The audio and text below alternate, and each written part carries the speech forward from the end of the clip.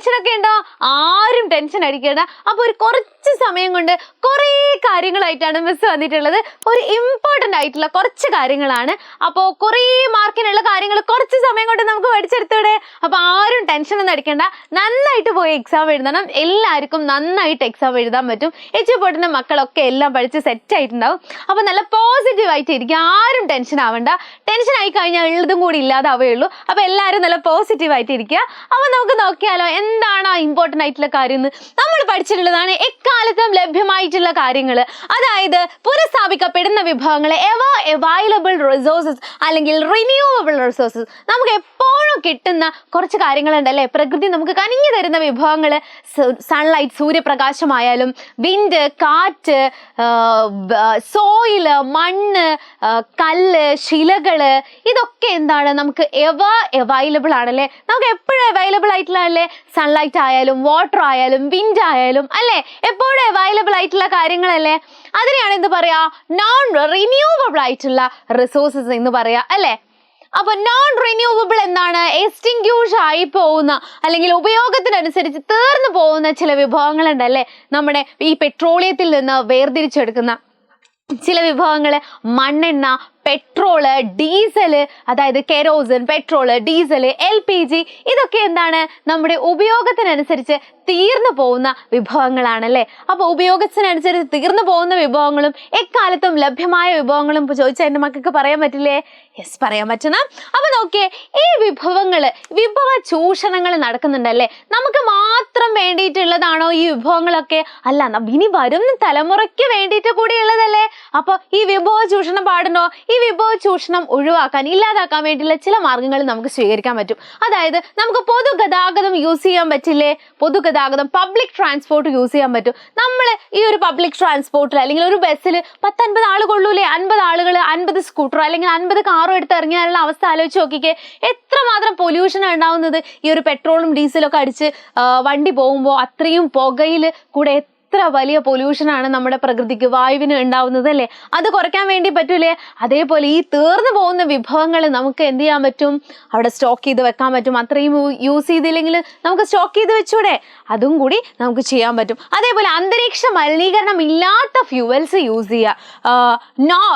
Use fuels that do not cause atmospheric pollution അല്ലേ. അന്തരീക്ഷ മലിനീകരണം ഇല്ലാത്ത കറണ്ട് പോലെയുള്ള ഫ്യൂവൽസ് നമുക്ക് യൂസ് ചെയ്തൂടെ. ഈ ഒരു പെട്രോളും ഡീസലൊക്കെ മാറ്റിവെച്ചാൽ നമുക്ക് തീർന്നു പോവുകയില്ല, പൊല്യൂഷൻ ഉണ്ടാവുകയില്ല. അപ്പോൾ സൺലൈറ്റിൽ നിന്നും നമുക്ക് വൈദ്യുതി ഉണ്ടാക്കാൻ പറ്റും, വിൻഡിൽ നിന്നും വൈദ്യുതി ഉണ്ടാക്കാൻ പറ്റും, വാട്ടറിൽ നിന്നും വൈദ്യുതി ഉണ്ടാക്കാൻ പറ്റും. അപ്പോൾ വൈദ്യുതി ഉപയോഗിച്ച് വണ്ടി ഓടിച്ചൂടെ. വൈദ്യുതി നല്ല ഒരു സോഴ്സ് അല്ലേ, ഒരു ഫ്യൂവൽ അല്ലേ. യെസ്, വൈദ്യുതി ഉപയോഗിച്ചുള്ള ഒരുപാട് വണ്ടികൾ നമുക്കിപ്പോൾ അവൈലബിളുമാണ് അല്ലേ. അതേപോലെ നോക്കിയേ, ശുദ്ധജലം പാഴാക്കാതിരിക്കുക. Don't waste water. നമ്മുടെ ഭൂമിയുടെ 1/3 ഭാഗവും ജലമാണെങ്കിലും നമുക്ക് പ്യുവർ വാട്ടർ, ഈ ഒരു ശുദ്ധജലത്തിൻ്റെ അളവ് വളരെ കുറവാണ്. അപ്പോൾ എന്ത് ചെയ്യുക, don't waste pure water waste ചെയ്യാണ്ടിരിക്കുക. മഴവെള്ള കൊഴുത്ത് പോലുള്ള സംരക്ഷണ മാർഗങ്ങൾ സ്വീകരിക്കുക. Practise water conservation measures such as rain water harvesting പോലെയുള്ള കാര്യങ്ങളൊക്കെ നമ്മൾ യൂസ് ചെയ്യുക. അതേപോലെ വൈദ്യുതി ഉപകരണങ്ങൾ യൂസ് ചെയ്തതിന് ശേഷം എന്ത് ചെയ്യുക, സ്വിച്ച് ഓഫ് ആക്കി വെക്കുക. അവിടെ ഇവിടെ ഫാൻ ഇട്ട് വെക്കുന്നതിന് പകരം നമ്മൾ എണീറ്റ് പോകുമ്പോൾ അത് ഓഫ് ചെയ്ത് വെക്കുക. അപ്പോൾ ഒരുപാട് എനർജി നമുക്ക് സേവ് ചെയ്ത് വെച്ചൂടെ. യെസ്, പാരമ്പര്യേതര ഊർജ്ജ സ്രോതസ്സുകളായ സൂര്യപ്രകാശം, കാറ്റ് മുതലായവ നമ്മൾ എന്ത് ചെയ്യുക, കൂടുതലായിട്ട് യൂസ് ചെയ്യുക. അവ ഉപയോഗിച്ച് കഴിഞ്ഞാൽ തീർന്നു പോകില്ലല്ലോ. അപ്പോൾ അത് എന്ത് ചെയ്യുക, കൂടുതലായിട്ട് യൂസ് ചെയ്യുക. അതായത് switch off electric equipments when lights when not in use. നമ്മൾ യൂസ് ചെയ്ത് അപ്പോൾ സ്വിച്ച് ഓഫ് ചെയ്ത് വെക്കുക. അതേപോലെ depend more on non conventional energy sources such as sunlight, wind etcetera. അത് ഈ സൺലൈറ്റും വിൻഡ് പോലുള്ള നോൺ കൺവെൻഷണൽ ആയിട്ടുള്ള എനർജി സ്രോതസ് എന്ത് ചെയ്യുക, നമ്മൾ കൂടുതൽ ഡിപ്പെൻഡ് ചെയ്യുക. അത് നമ്മൾ ഉപയോഗിച്ച് കഴിഞ്ഞാൽ എന്ത് ചെയ്തില്ല, തീർന്നു പോവില്ല. യെസ്, അതേപോലെ വനനശീകരണം തടയുക. Sunlight prevent deforestation. അതേപോലെ plant trees in barren lands. തരിശു ഭൂമികളിൽ എന്ത് ചെയ്യുക, നമ്മൾ മരം വെച്ച് പിടിപ്പിക്കുക. നമ്മൾ മരം വെട്ടല്ല വേണ്ടത്, മരം വെച്ച് പിടിപ്പിക്കുക അല്ലേ.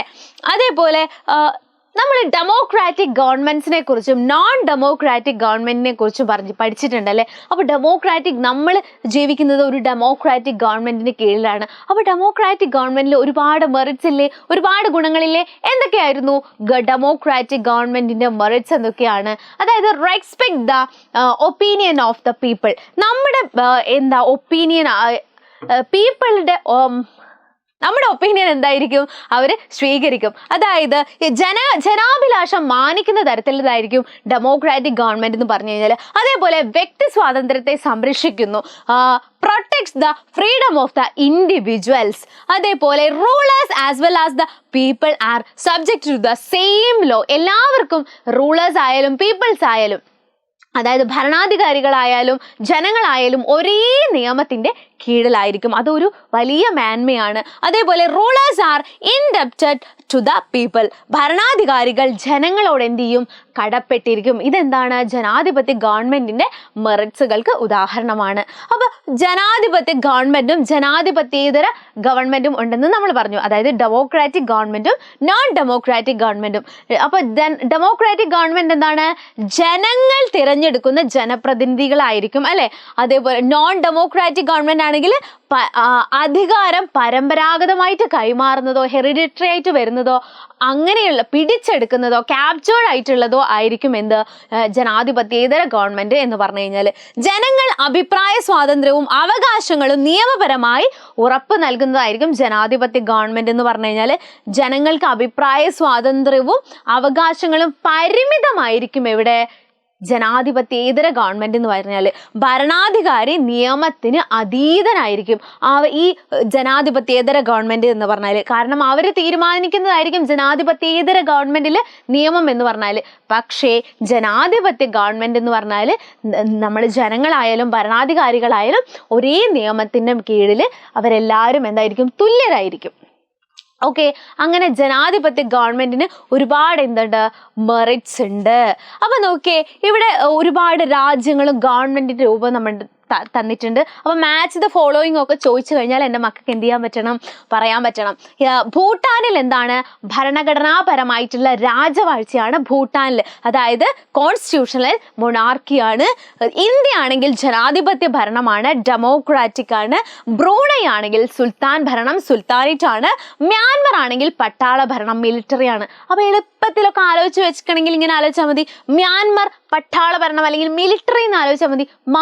മ്യാൻമർ മിലിറ്ററി, അങ്ങനെ ആലോചിക്കണം. അതേപോലെ ഭൂട്ടാൻ ഭായിലല്ലേ തുടങ്ങുന്നത്?